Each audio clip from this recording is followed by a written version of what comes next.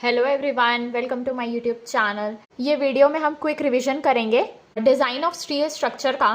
सो आपके सिलेबस में RRB JE के सिलेबस में क्या क्या गिवन है, types of section, grade of steel, strength characteristics, IS code, connections, design of tension and compression member, steel roof truss, beams, column, basis.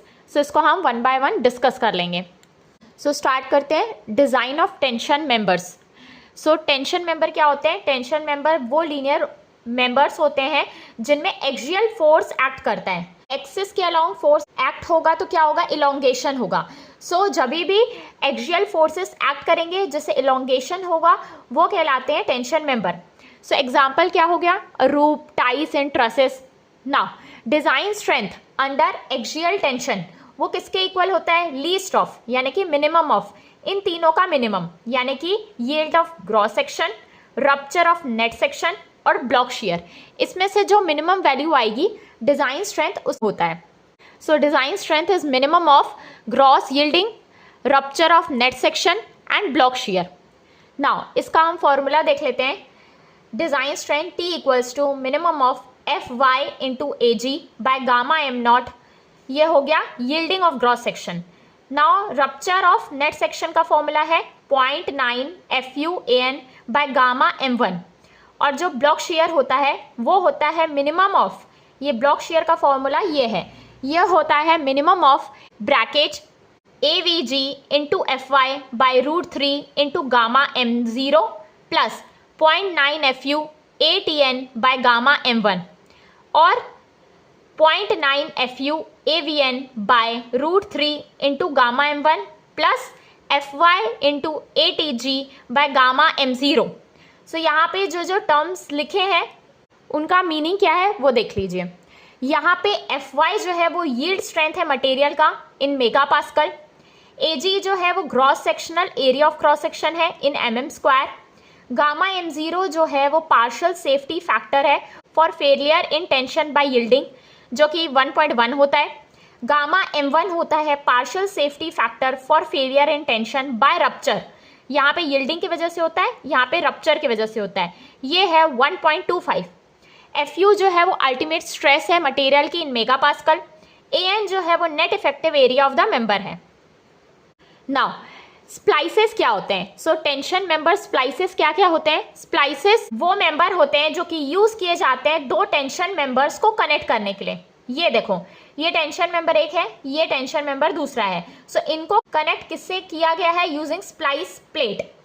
जहां पे structural element cut होता है या तो जॉइंट एक होता है, उनको कनेक्ट करता है स्प्लाइस प्लेट। जब भी ऐसे स्ट्रक्चरल एलिमेंट को हमको ज्वाइन करना है जिसमें कट है या जॉइंट है, जैसे इनमें बीच में क्या है? जॉइंट है, कट है। सो इसको ज्वाइंट करने के लिए हम यूज करते हैं स्प्लाइसेस। ये है आपकी स्प्लाइस प्लेट। नेक्स्ट है लग एंगल्स। लग एंगल्स क्या होते हैं? जब हमको लेंथ को डिक्रीज करना है एंड कनेक्शन की, ये आपका एंड कनेक्शन है। सो इसकी जब लेंथ को हमको कम करना रहेगा तब हम यूज करते हैं लग एंगल। ये है आपका लग angle. So decrease the length of and connection, ये एंड कनेक्शन की लेंथ को कम कर देता है। सो लग एंगल को यूज करने से क्या होता है? गजेट प्लेट की सेविंग होती है। लेकिन मगर क्या होता है, लग एंगल हम यूज करेंगे तो हमको फास्टनर भी यूज करना पड़ेगा। मींस इसको फिक्स करने के लिए फास्टनर्स और एंगल्स की भी जरूरत पड़ेगी। सो उससे क्या होगा? ये जो स्ट्रक्चर है वो अपसेट हो जाएगा bye additional faster and angle required. Means एक इसका एडवांटेज है, सो एक डिसएडवांटेजेस भी है। सो इसीलिए इसको अब हम यूज नहीं करते हैं। और इससे क्या होता है? लेंथ तो डिक्रीज होती है और ये शियर लैग इफेक्ट को भी रिड्यूस करता है। ये है आपका गजेट प्लेट, ये है मेन मेंबर एंगल और ये है लग एंगल। इसको कनेक्ट किया गया है फास्टनर्स के द्वारा। नेक्स्ट टॉपिक है design of compression members. Compression member क्या होते हैं? वो मेंबर जो कि सब्जेक्ट होते हैं axial compressive force, compressive force से सब्जेक्टेड होते हैं, वो कहलाते हैं कंप्रेशन मेंबर। सो जैसे कि कॉलम हो गया, स्ट्रट हो गया, ट्रस हो गया, फ्रेम हो गया, बूम हो गया, ये सब कंप्रेशन मेंबर्स होते हैं। सो कंप्रेशन मेंबर में क्या टॉपिक है हमारा? Buckling of column. बकलिंग क्या होता है? बकलिंग एक टाइप का स्ट्रक्चरल फेलियर है जहां पे एक स्लेंडर एलिमेंट जो कि कंप्रेशन के अंडर डिफॉर्म करेगा लैटरली, मीन्स ऐसे वो बेंड हो जाएगा और बेंड होगा due to instability, means stability जब इसकी चेंज हो जाएगी सो उसके वजह से क्या होगा, बकलिंग होगी कॉलम की।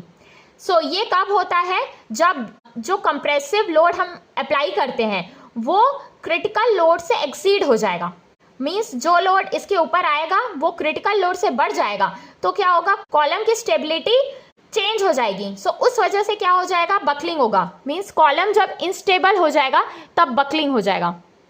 और इंस्टेबिलिटी किसकी वजह से होगी, जब कंप्रेसिव लोड क्रिटिकल लोड से ज़्यादा हो जाएगा। मेंबर की हमको टेंडेंसी देखनी है कि ये कितना बकल हो सकता है, उसको हम मेजर करते हैं स्लेंडरनेस रेशियो से। So what is slenderness ratio, ये tendency of a member to buckle is usually measured by its slenderness ratio. ये मेंबर कितना बकल होगा वो हम मेजर करते हैं स्लेंडरनेस रेशियो से। सो इसका फॉर्मूला होता है lambda equals to effective length by radius of gyration. So ये हो गया LE effective length by R। ये इफेक्टिव लेंथ किसके इक्वल होता है, K into L by R। Now effective length according to IS 800/2007 ये रिकमेंड करता है कि इफेक्टिव लेंथ क्या होनी चाहिए। सो डिफरेंट एंड कंडीशंस है हमारे पास, जैसे कि first both and fixed, so effective length होती है 0.65 टाइम्स ऑफ L। अगर दोनों एंड हिंज है सो इफेक्टिव लेंथ L के इक्वल होती है। अगर वन एंड फिक्स्ड है और अदर फ्री है तो effective length twice of L होती है। अगर एक एंड फिक्स्ड है और दूसरा एंड हिंज है तो इफेक्टिव लेंथ 0.8 L होती है। नेक्स्ट टॉपिक है built up column. Built up column क्या होता है, ये एक स्ट्रक्चरल मेंबर होता है जो कि कंपोज होता है दो या दो से ज़्यादा स्ट्रक्चरल एलिमेंट से, जैसे कि चैनल सेक्शन हो गया, एंगल सेक्शन हो गया या आई सेक्शन हो गया। सो ये किससे कनेक्टेड होते हैं, लेसिंग या बैटन प्लेट से। सो कनेक्ट होने के बाद ये as a single unit act करते हैं under axial compression. Now lacing क्या होती है, लेसिंग इस तरीके से होती है, जैसे हम लेस लगाते हैं उस तरीके से होती है। ये रोल्ड स्टील फ्लैट्स और एंगल्स इसमें यूज़ किया जाता है। सिंगल लेसिंग यानी कि सिर्फ हम डायगोनल्स में प्रोवाइड करेंगे एक ही डायरेक्शन में।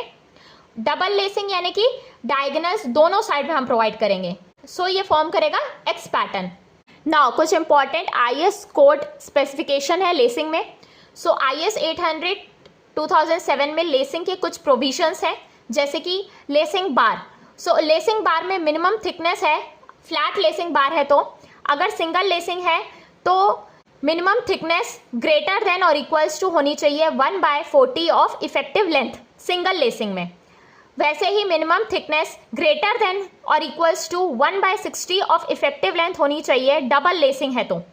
ठीक, ये क्राइटेरिया है मिनिमम थिकनेस का।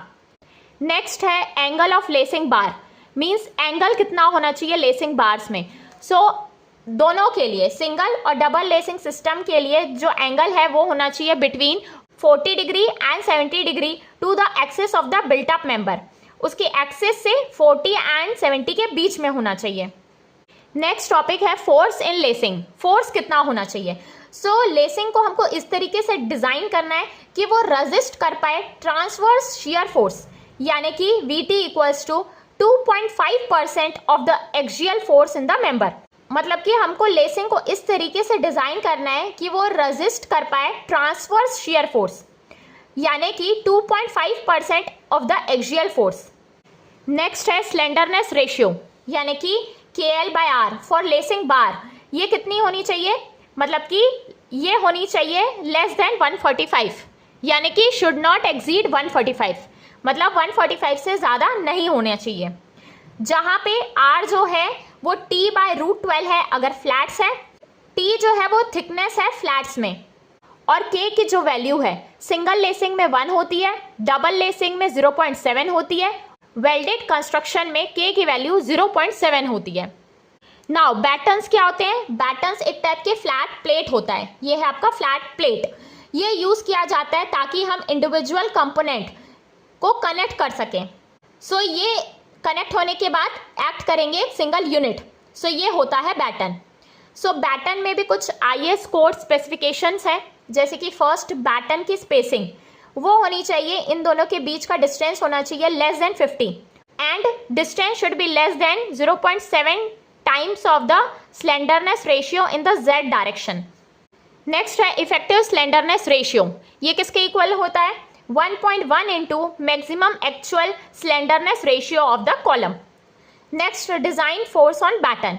So batten is designed to resist transverse shear force Vt equals to 2.5% of the total axial force. Same lacing भी 2.5% रेजिस्ट करता है और बैटन भी. बैटन थिकनेस प्लेट किससे कम नहीं होनी चाहिए, 1/50 of the distance between their centre. So thickness इससे कम नहीं होनी चाहिए. नेक्स्ट है कॉलम स्प्लाइस. जब हमको मल्टी स्टोरी बिल्डिंग बनानी रहती है सो हम क्या करते हैं, जॉइंट बनाते हैं, फिर उस जॉइंट को ज्वाइन करते हैं. सो वो दो सेक्शन को ज्वाइन करने के लिए यूज किया जाता है कॉलम स्प्लाइस. नेक्स्ट टॉपिक है imperfection factor alpha based on buckling class ABCD.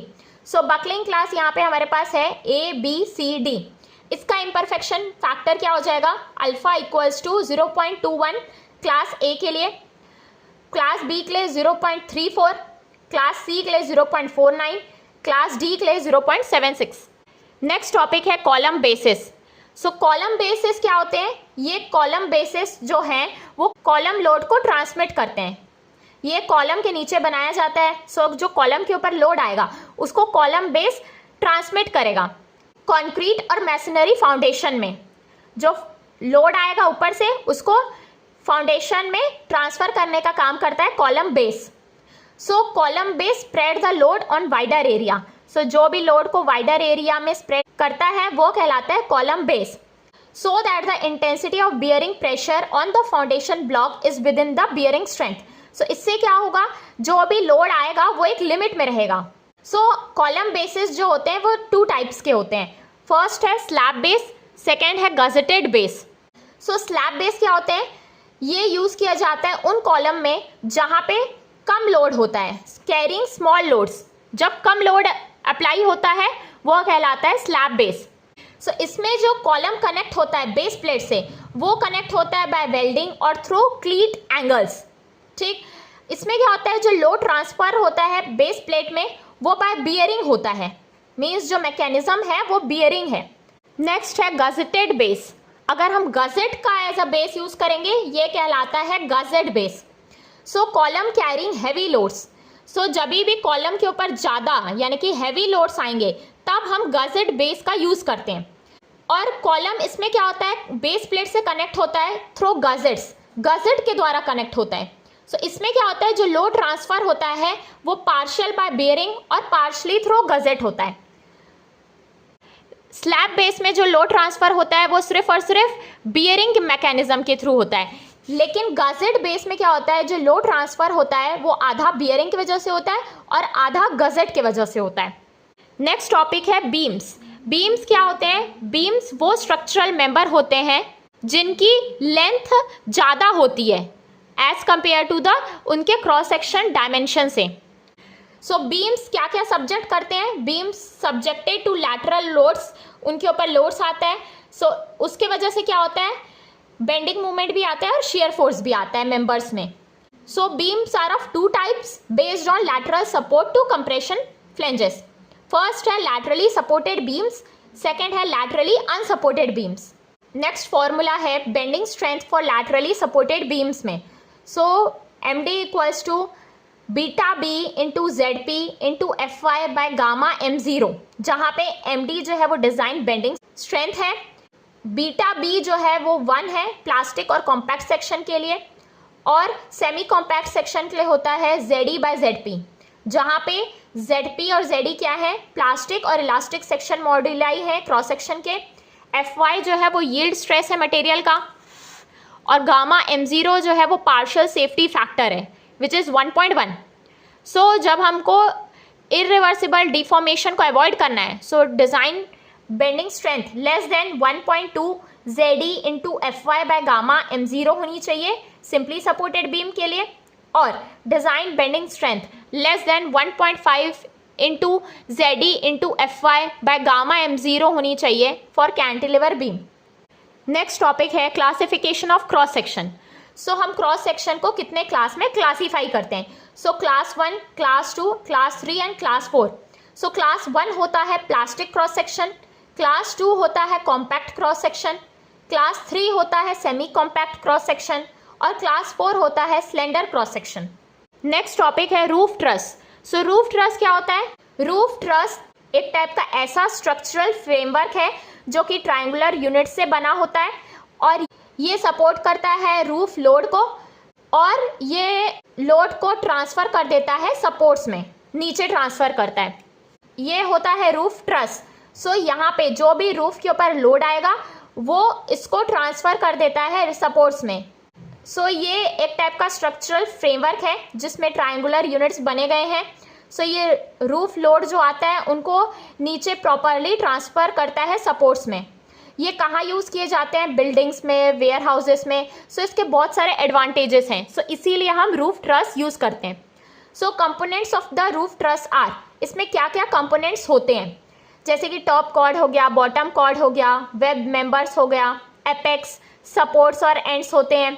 सो यहाँ पे देखिए, ये है रूफ ट्रस, ये जो है ये है सपोर्ट्स, ये होता है वेब्स, ये इस तरीके से वेब होता है, ये टॉप कॉर्ड है, ये बॉटम कॉर्ड है। टॉप कॉर्ड को राफ्टर भी बोलते हैं। टॉप जो है ये एपेक्स होता है यानी कि पीक। बॉटम जो है वो कहलाता है बॉटम कॉर्ड, इसको टाई बीम भी बोलते हैं। सो हम ट्रस क्यों यूज़ करते हैं बीम की जगह? सो ट्रस यूज़ करने से क्या होता है? ट्रस लाइट वेट के होते हैं, इकोनॉमिकल होते हैं, इसमें बहुत बड़े स्पैन्स भी अवेलेबल होते हैं, इसीलिए हम ट्रस को कई बार प्रेफर करते हैं as compare to beams. Now the next topic is connections. So steel structures जो होते हैं उनमें क्या होता है, जो एलिमेंट्स कनेक्टेड होते हैं एक दूसरे के द्वारा, सो वो कनेक्ट होते हैं डिफरेंट कनेक्शन से। जैसे कि 3 टाइप्स के यहाँ पे कनेक्शन है। फर्स्ट है रिवेटेड कनेक्शन, सेकेंड है बोल्टेड कनेक्शन, थर्ड है वेल्डेड कनेक्शन। बोल्टेड कनेक्शन को बियरिंग और फ्रिक्शन टाइप कनेक्शन भी बोलते हैं। जब हम कनेक्शंस में रिवेट यूज़ करते हैं सो वो रिवेटिंग कहलाता है। रिवेटिंग एक टाइप का मेथड है जिसमें हम मेटल को ज्वाइन करते हैं यूजिंग पिन्स, वो पिन कहलाते हैं रिवेट्स। नाउ जब भी बोल्ट यूज़ किया जाता है सो वो कहलाता है बोल्टेड कनेक्शन। सो रिवेट्स आपकी इस टाइप की होती हैं। ये एक टाइप का मेटल पिन है, ये होता है हेड, ये होता है शैंक, ये होता है नॉमिनल डायमीटर। ये जो डायमीटर होता है, डायमीटर ऑफ हेड, ये होता है 1.6 times of nominal diameter. Now जब भी हम ये मेटल पिन को इंसर्ट करेंगे प्लेट्स में होल बना के, सो यहाँ पे हम होल करेंगे, फिर ये पिन को इंसर्ट करेंगे, ये प्रोसेस रिवेटिंग कहलाता है। सो हम होल का डायमीटर ज़्यादा लेते हैं ताकि ये जो रिवेट है वो इसमें फिट हो पाए। सो जो होल का डायमीटर होता है इसको हम 5' लिखते हैं। ये होता है ग्रॉस डायमीटर ऑफ रिवेट। और होल डायमीटर। सो ये किसके इक्वल होता है? ये इक्वल होता है नॉमिनल डायमीटर प्लस 1.5 और नॉमिनल डाया प्लस 2 के इक्वल। जब nominal diameter less than 25 mm है और इक्वल्स टू 25 mm है। सो ये तब होता है जब nominal diameter greater than 25 mm होता है। सो ये होता है gross diameter of rivet. So next है important terms in bolted connection. So हमारे पास कुछ इंपॉर्टेंट टर्म्स हैं जो कि बोल्टेड कनेक्शन में यूज़ किए जाते हैं। जैसे कि फर्स्ट है पिच, सेकेंड है गेज, थर्ड है area of bolt at root A and B. So pitch क्या होता है? ये आपका प्लेट है, ये रिवेट्स हैं, ये लोड का डायरेक्शन है। सो जब हम सेंटर टू सेंटर डिस्टेंस लेंगे इन अ रो में और इन the direction of load means load के डायरेक्शन में, ये कहलाता है पिच। पिच डिस्टेंस इसको हम नहीं बोलते, इसको हम नॉर्मली पिच ही बोलते हैं। ये होता है centre to centre distance between the rivets in the direction of load, load के डायरेक्शन में। नाउ लोड के जो परपेंडिकुलर डायरेक्शन में सेंटर टू सेंटर डिस्टेंस होता है इसको हम बोलते हैं गेज। सो ये बोल्ट कनेक्शन क्या होता है? बोल्ट यूज़ करते हैं हम, नट एंड बोल्ट। सो यहाँ पे थ्रेडिंग्स होती है बोल्ट में। सो जब भी बोल्टिंग में क्या होता है, बोल्टिंग की वजह से एरिया रिड्यूस हो जाता है, ये थ्रेडिंग करते हैं हम। सो ये थ्रेडिंग की वजह से 22% एरिया रिड्यूस हो जाता है। सो 100 माइनस 22 क्या हो गया? 78%। सो इसके वजह से area of the bolt at root किसके इक्वल होता है? 0.78 times of π/4 into D square. 78 times होता है एरिया ऑफ द शैंक के। यहाँ पे ये शैंक होता है, ये थ्रेडेड पोर्शन होता है, और एरिया ऑफ द शैंक किसके इक्वल होता है, π/4 into D square. Next topic है टाइप्स ऑफ जॉइंट। जॉइंट कितने टाइप्स के होते हैं? फर्स्ट है लैप जॉइंट, सेकेंड है butt joint. So butt joint दो तरीके का होता है, फर्स्ट है सिंगल कवर, सेकेंड है double cover. So lap joint में क्या होता है, जो प्लेट्स कनेक्टेड होती हैं वो एज टू एज होती हैं इस तरीके से, और ये एक दूसरे के साथ ओवरलैप होता है, ये कहलाता है लैप जॉइंट। यहाँ पे आपका रिवेट होता है और यहाँ पे आपका लोड अप्लाई होता है, ये होता है edge to edge connection.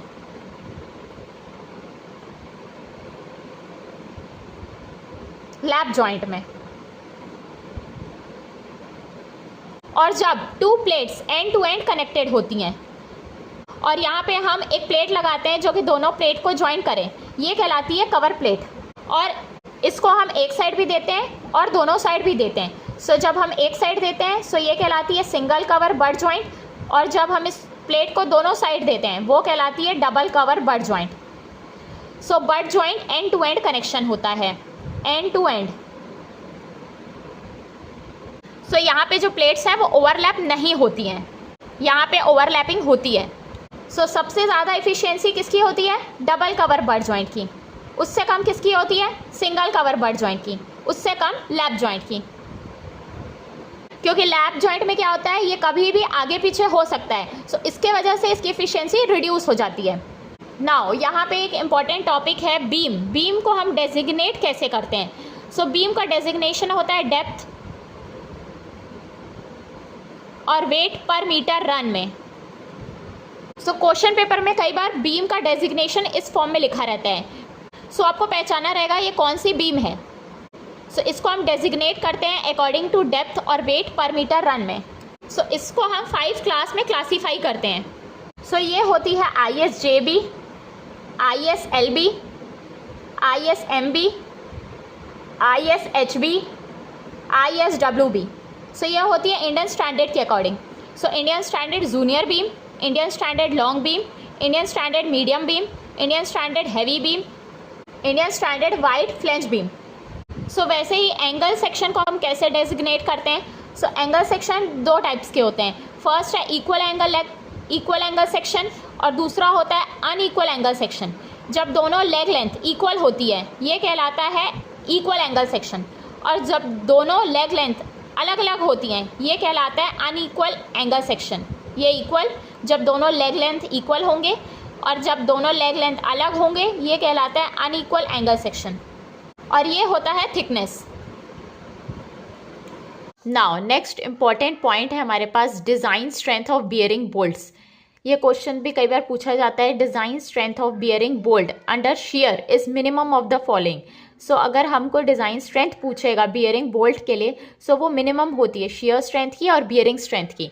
Now shear strength का फॉर्मूला क्या होता है, design shear strength equals to FUB/√3 gamma MB into NN/ANB plus NS/ASB, जहाँ पे gamma MB is the partial safety factor of material of bolt, इसको हम 1.25 लेते हैं। NN जो है वो नंबर ऑफ शियर प्लेन्स होती हैं with threads intercepting the shear plane, और NS जो होती है वो नंबर ऑफ शियर प्लेन्स होती है without threads intercepting the shear plane, और ASB जो होता है नॉमिनल एरिया ऑफ बोल्ट होता है जो कि π/4 d स्क्वायर होता है, और ANB जो होता है वो नेट शियर एरिया होता है बोल्ट का थ्रेड्स में, इसको हम जनरली लेते हैं 0.78 टाइम्स ऑफ ASB के, means 0.78 into π/4 d square. Now bearing strength का फॉर्मूला क्या होता है, VDPB equals to VNPB by gamma MB, 2.5 KB into D into T into FU by 1.25 है, जहाँ पे VDPB जो है वो डिज़ाइन बियरिंग स्ट्रेंथ है और VNPB जो है नॉमिनल बियरिंग स्ट्रेंथ है। इसको हम partial safety factor of material से डिवाइड करते हैं जो कि 1.25 है, सो आता है हमारे पास डिज़ाइन बियरिंग स्ट्रेंथ, जहाँ पे KB जो है वो स्मॉलर होता है इन सब का, means minimum of E/3D0 comma P/3D0 minus 0.25 comma FUB/FU comma 1, इससे मिनिमम जो भी वैल्यू आएगी वो KB की होगी, उसको हम यहाँ पे पुट करेंगे, और यहाँ पे FU और FUB क्या है, अल्टीमेट टेंसाइल स्ट्रेंथ है ये बोल्ट की, ये प्लेट की। और डी जो होता है ये नॉमिनल डायमीटर होता है बोल्ट का, और D0 जो है वो डायमीटर होता है होल का, बोल्ट होल का। ये नॉमिनल डायमीटर है बोल्ट का, ये डायमीटर ऑफ होल है।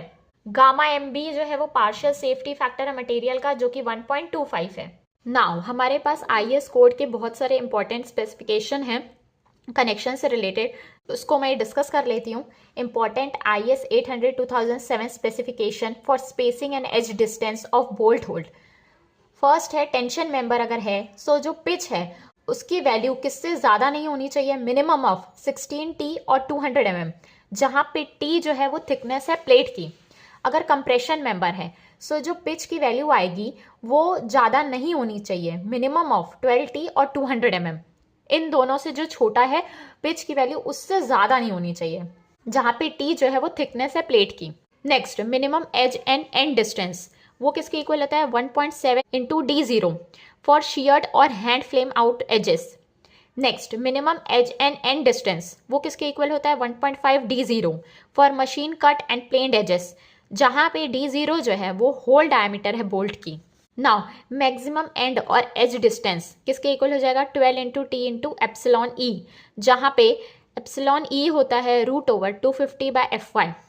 T जो है वो थिकनेस है थिनर प्लेट की। नाउ जब हम टैकिंग रिवेट्स प्रोवाइड करते हैं सो उसकी जो मैक्सिमम पिच है वो कितनी होनी चाहिए, मिनिमम ऑफ 32T और 300 mm if plates are not expose to weather, अगर प्लेट वेदर से एक्सपोज नहीं है। नेक्स्ट है मैक्सिमम पिच किसके इक्वल होती है, मिनिमम ऑफ 16T और 200 mm if plate are expose to weather, अगर प्लेट एक्सपोज है वेदर से। नाउ नेक्स्ट इंपॉर्टेंट टॉपिक है हमारे पास टेंसाइल कैपेसिटी ऑफ बोल्ट, वो किसके इक्वल होता है TDB equals to minimum of 0.9 FUB into AN by gamma MB comma FYB ASB by gamma M0, जहाँ पे FUB जो है अल्टीमेट टेंसाइल स्ट्रेंथ है बोल्ट की, FYB यील्ड स्ट्रेंथ है बोल्ट की, AN जो है वो नेट टेंसाइल एरिया है, उसको हम 0.78 टाइम्स ऑफ ASB के लेते हैं, शैंक एरिया का 78%, और ASB किसके इक्वल होता है, shank area of the bolt, जो किसके इक्वल होता है π/4 D² के। ना गामा MB और gamma M0 partial safety factors हैं, ये 1.25 होता है, ये 1.1 होता है। यहाँ पे एक पॉइंट मैं आपको बता देती हूँ, जैसे अगर आपको ग्रेड ऑफ बोल्ट मतलब M20 गिवन है, M20 बोल्ट अगर यूज़ करने बोलता है ऑफ ग्रेड 4.6, सो इसका मतलब क्या होता है मैं बता देती हूँ।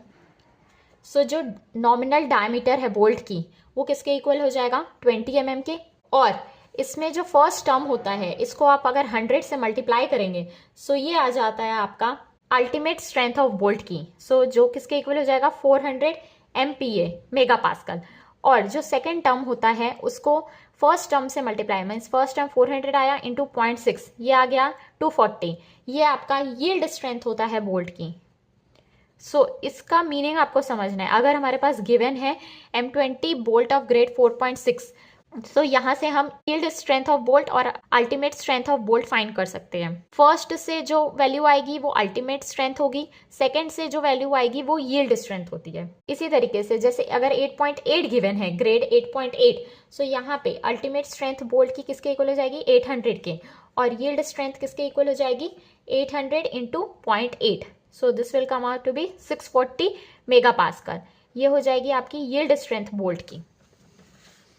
नाउ नेक्स्ट टॉपिक है वेल्डेड कनेक्शन। अगर वेल्डिंग हम करते हैं, मीन्स क्या, वेल्डिंग एक मेथड है जिसमें हम दो पीसेस मेटल्स के ज्वाइन करते हैं यूजिंग हीट, या तो उसको गर्म करके पिघला के, या तो कोई फिलर मटेरियल हम ऐड करते हैं। After cooling the bond is establish between the two elements, ठंडा जब हो जाता है तो एक बॉन्ड डेवलप हो जाता है वो दो मेटल्स और एलिमेंट्स के बीच। ना हमारे पास जो वेल्डेड जॉइंट्स होते हैं वो कितने टाइप्स के होते हैं, फर्स्ट है बट वेल्ड, सेकेंड है फिलेट वेल्ड, थर्ड है स्लॉट वेल्ड एंड पग वेल्ड। बट वेल्ड को ग्रूव वेल्ड भी बोलते हैं। बट वेल्ड में क्या होता है, जो एलिमेंट्स होते हैं वो एंड टू एंड प्लेस्ड होते हैं, उसके बाद हम उसको वेल्डिंग करते हैं जॉइंट में, और इसमें एक इंपॉर्टेंट पॉइंट ये है कि जो वेल्डिंग होती है वो सेम प्लेन में होती है। जो फिलेट वेल्ड होता है ये क्या होता है, ये परपेंडिकुलर होता है या तो किसी एंगल में वेल्ड होता है, और ये इसमें जो एलिमेंट्स होते हैं वो डिफरेंट प्लेन में होते हैं। और फिलेट वेल्ड 3 टाइप्स के होते हैं depending on the shape of weld face, जैसा वेल्ड का फेस होता है उस हिसाब से ये 3 टाइप्स के, फर्स्ट है कॉनकेव, सेकंड है कॉन्वेक्स, थर्ड है मीटर। नाउ बट वेल्ड जो होता है वो इस तरीके से होता है। ये आपका एलिमेंट है, यहाँ पे एंड टू एंड कनेक्शन है, यहाँ पे हम वेल्डिंग करते हैं बीच में। और फिलेट वेल्ड ये एंगल में होता है, जनरली ये ट्रायंगुलर शेप का होता है, इस तरीके से फिलेट वेल्ड होता है। और जनरली जिसमें एलिमेंट्स जो होते हैं वो राइट एंगल्ड होते हैं एक दूसरे से। नाउ इसमें जो कॉनकेव होता है वो इस तरीके से होता है, जो फेस ऑफ द वेल्ड होता है वो इस तरीके से होता है कॉनकेव में, कॉनकेव शेप में। नाउ और कॉन्वेक्स में क्या होता है, जो वेल्डिंग का जो फेस होता है वो इस तरीके से होता है, इस तरीके से, ये कॉन्वेक्स होता है। और मीटर में जो फेस होता है वो किस तरीके से होता है, इस तरीके से होता है। ये आपकी थ्रोट डिस्टेंस होती है, इसको हम थ्रोट थिकनेस बोलते हैं। ये आपका फिलेट वेल्ड होता है यहाँ पे, और इसको हम लेग बोलते हैं, लेग डिस्टेंस। ये थ्रोट थिकनेस होती है, और ये जो है वो लेग लेंथ होता है। ये इसमें क्या होता है, जो एलिमेंट्स होते हैं वो अप्रोक्सीमेटली राइट एंगल में प्लेस्ड होते हैं फिलेट वेल्ड में, और ये डिफरेंट प्लेन में होते हैं। और बट वेल्ड में क्या होता है, ये सेम प्लेन में होते हैं, एक ही प्लेन में। नाउ नेक्स्ट टॉपिक है design strength in weld. Welding में डिजाइन स्ट्रेंथ हम कैसे फाइंड करते हैं। अगर बट वेल्ड है सो जो स्ट्रेंथ होता है वो किसके इक्वल होता है, स्ट्रेंथ ऑफ पेरेंट मेटल के। नाउ अगर फिलेट वेल्ड या स्लॉट या प्लग वेल्ड है सो उसकी डिजाइन स्ट्रेंथ किसके इक्वल होती है, FWN बाय गामा MW, जो किसके इक्वल होता है, FU by √3 into gamma MW, जहाँ पे FU जो है वो स्मॉलर है अल्टीमेट स्ट्रेस ऑफ वेल्ड और of the parent material. FU जो है यहाँ पे स्मॉलर वैल्यू होती है अल्टीमेट स्ट्रेस ऑफ वेल्ड की या तो पेरेंट मेटल की। और गामा MW हम 1.25 लेते हैं अगर शॉप वेल्ड है, अगर फील्ड में वेल्डिंग की हुई है सो उसको हम 1.5 लेते हैं। नाउ कुछ इंपॉर्टेंट पॉइंट्स बता देती हूँ मैं यहाँ पे, जैसे कि इफेक्टिव लेंथ जो होती है फिलेट वेल्ड की वो होती है टोटल लेंथ, टोटल जो लेंथ होती है वो -2 इंटू वेल्ड साइज के, ये होती है इफेक्टिव लेंथ फिलेट वेल्ड की। सो सेकेंड फॉर्मूला है number of rivets. So rivets का फॉर्मूला, नंबर ऑफ रिवेट्स का फॉर्मूला होता है लोड जो भी अप्लाई किया जाएगा बाय रिवेट वैल्यू, और रिवेट वैल्यू होती है मिनिमम ऑफ शियर, क्रश और टियर की। नेक्स्ट फॉर्मूला है इफेक्टिव जो थ्रोट थिकनेस होती है फिलेट वेल्ड में वो डिपेंड करती है angle between the fusion faces, angle between fusion faces. So जितना एंगल होगा उसके अकॉर्डिंग होगा effective throat thickness. So effective throat thickness fillet weld की डिपेंड करती है angle between the fusion faces. वो किसके इक्वल होता है, throat thickness T equals to K into S, जहाँ पे ये कांस्टेंट है, K कांस्टेंट है, ये डिपेंड करेगा angle between the fusion faces, कितना एंगल है फ्यूजन फेसेस के बिटवीन। और S जो है ये है size of weld. So IS 800 के अकॉर्डिंग अगर एंगल बिटवीन फ्यूजन फेसेस इस तरीके से होगा, means 60 to 90, 91 to 100, 101 to 106, 107 to 113 degree, 114 degree to 120 degree. So जो K कांस्टेंट होगा, यानी कि कांस्टेंट की जो वैल्यू K की होगी वो इसके अकॉर्डिंग होगी, यह IS 800 में गिवन है। सो इसके लिए होती है 0.70, इसके लिए होती है 0.65, इसके लिए होती है 0.60, इसके लिए होती है 0.55, इसके लिए होती है 0.50।